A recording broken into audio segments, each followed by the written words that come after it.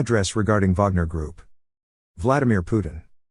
June 24, 2023. Narrated by Skeptical Waves.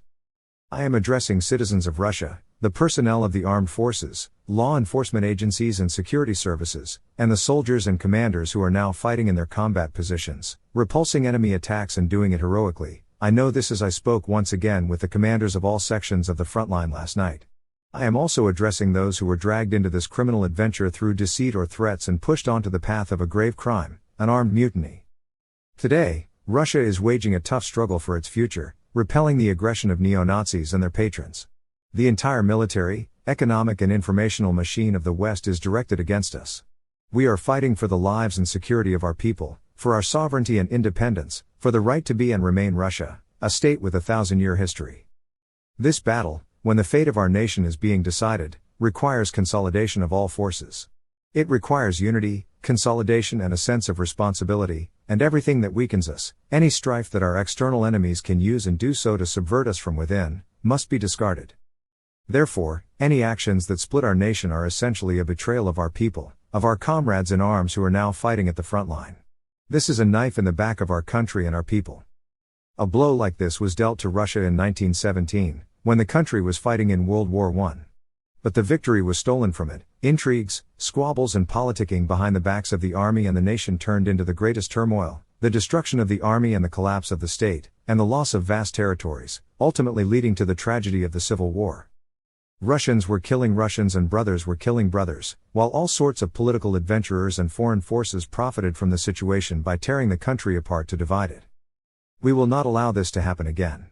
We will protect our people and our statehood from any threats, including from internal betrayal. What we are facing is essentially a betrayal.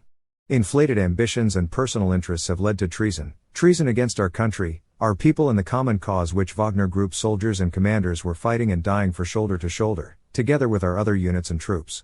The heroes who liberated Soledar and Artyomovsk, towns and villages in Donbass, fought and gave their lives for Novorossiya and the unity of the Russian world.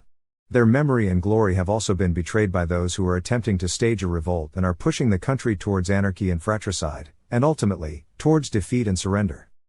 Once again, any internal revolt is a deadly threat to our statehood and our nation.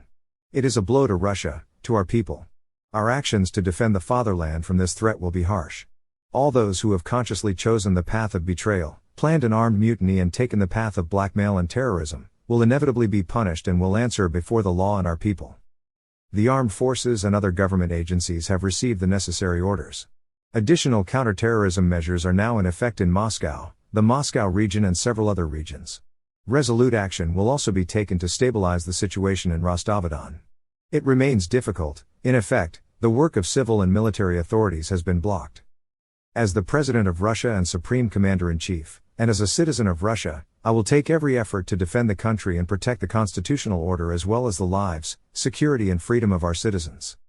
Those who staged the mutiny and took up arms against their comrades, they have betrayed Russia and will be brought to account.